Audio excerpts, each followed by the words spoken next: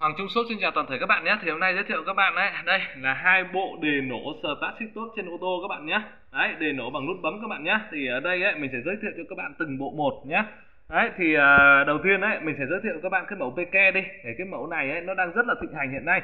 Đấy, thì nó đang được rất nhiều người các bạn xe hơi đấy đang lựa chọn cái mẫu này để lắp cho xe mình rất là nhiều. Đấy, thì ở đây mình sẽ giới thiệu cho các bạn cái mẫu này trước nhé.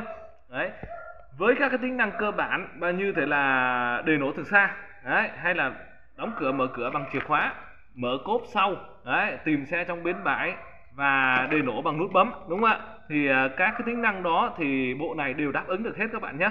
Đấy, đề nổ từ xa, mở cửa, đóng cửa bằng remote hay là các thứ, nói chung là tất cả các tính năng cơ bản thì cái bộ này đều đáp ứng hết. Nhưng một điểm đặc biệt ở cái bộ này mà các bộ khác không có, đó là tự động chốt cửa, khóa cửa khi chúng ta rời xa xe và tự động mở cửa khi chúng ta lại gần xe các bạn nhé. Đấy, khi các bạn rời xa xe 3 mét thì xe sẽ tự động chốt cửa lại cho các bạn và các bạn không cần phải làm gì hết, các bạn chỉ việc đi. Đấy, và xe sẽ tự động chốt cửa cho các bạn. Và khi các bạn lại gần, đúng không ạ? Các bạn lại gần xe thì xe nó sẽ tự động mở cửa cho các bạn. Đấy. Đấy là cũng là một cái điểm đặc biệt của cái bộ PK này nhá. Thì cái bộ này ấy, ngoài ra cái bộ này nó có cái chức năng chống trộm cũng rất là hiệu quả. Đấy là khi mà các bạn rời xa xe ấy, thì tất nhiên chúng ta sẽ không sử dụng được các cái hệ thống là ví dụ chúng ta không thể nào bấm nút đề được rồi, không thể nào nổ máy được rồi. Đấy, thì cái bộ này nó sẽ là có chức năng chống trộm cũng rất là hiệu quả các bạn nhé. Đấy, thì tóm lại cái bộ này ấy, thì nó gần như nó thâu tóm toàn bộ các tính năng đấy, cơ bản cũng như tính năng hiện nay đấy các bạn nhé. Đấy, rồi ngoài ra chúng ta giới thiệu đến cái bộ này. Đây ấy, là bộ mẫu loại thường các bạn nhé. Mẫu loại thường tức là cái cơ bản các cái bộ này thì nó có đầy đủ các tính năng cơ bản ở như các cái bộ thường. Đấy là cái gì? Chúng ta có thể là bấm mở khóa cửa bằng remote này, bấm mở cốp sau này, tìm xe trong bến bãi này, bấm đề nổ này, thì đấy là các cái tính năng cơ bản thì cái bộ này nó sẽ có cho các bạn nhé. Đấy, đây cái bộ này là bộ loại thường thì chỉ bao gồm các tính năng cơ bản thôi. Phụ kiện của nó ấy, thì cũng 2 giờ mod. Đấy, dây điện thì lõi đồng nguyên chất các bạn nhé. Đấy, thì nút bấm để nổ này. Đấy, ngoài ra thì sơ đồ lắp ráp nhé, thì sơ đồ lắp ráp có đầy đủ cho các bạn. Đấy, thì có sơ đồ lắp ráp này thì về ấy, bạn nào mà biết lắp thì các bạn có thể tự lắp tại nhà.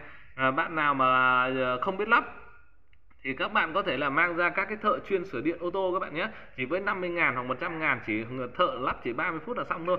Đấy, các bạn lưu ý là mang ra mình cho các thợ chuyên sửa điện ô tô. Đấy, người ta lắp một tí là xong thôi nhé.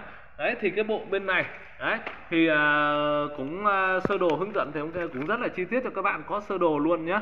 Đấy, thì ngoài sơ đồ hướng dẫn ra thì ở đây các bạn có thể thấy là dây điện thì lõi đồng rất là to luôn các bạn nhé. Đấy, đây là hai cái cảm biến này. Đấy, hai cảm biến nhá, có thể hai cảm biến này, nút đề nổ này, 2 giờ mod này, bộ trung tâm này. Đấy, thì với cái bộ PK này ấy thì nó cũng rất là dễ lắp đặt cho các bạn thôi. Đấy, các bạn có thể là lắp đặt tại nhà, đấy cũng rất là đơn giản thôi. Mà nếu mà bạn nào không biết về xe thì như mình vừa nói đấy, các bạn cứ mang ra các cái thợ chuyên sửa điện ô tô ấy, người ta lắp cho các bạn chỉ một tí là xong thôi các bạn nhé. Đấy, còn nếu mà bạn nào mà muốn lắp tự tại nhà, muốn trải nghiệm là lắp tại nhà nhưng mà các bạn chưa rõ lắm thì các bạn có thể alo trực tiếp cho mình đây. Số này gọi điện trực tiếp cho mình và số Zalo này cho mình nhé, là 0986 488 111. Đấy, thì mà các bạn gọi điện trực tiếp vào số này cho mình, bên mình sẽ hỗ trợ là hướng dẫn các bạn cách lắp đặt cho các bạn nhé. Đấy, thì ngoài ra bạn nào mà đang xem cái video này ấy, đồng nghĩa vấn đề là sản phẩm bên mình vẫn đang bán và phân phối trên toàn quốc các bạn nhé. Nên bạn nào có nhu cầu mà có thắc mắc về sản phẩm, cần tư vấn về sản phẩm và cần mua sản phẩm thì các bạn cứ bấm trực tiếp vào số điện thoại này là 0986 488 111. Bên mình ấy thì hỗ trợ là ship hàng toàn quốc cho các bạn nhận hàng tại nhà nên các bạn hoàn toàn yên tâm nhé. Với các cái mẫu này ấy có thể lắp cho tất cả các loại xe con từ 4 chỗ đến 7 chỗ hiện nay các bạn nhé. Đấy, tất cả loại xe con 4 chỗ, 7 chỗ và 9 chỗ đều lắp được hết các bạn nhé, nên xe nào cũng có thể lắp được. Đấy, thì bạn nào ngoài ra thì bên mình đang có chương trình ưu đãi là miễn phí vận chuyển toàn quốc cho tất cả những bạn nào bấm đăng ký kênh và bấm like video này.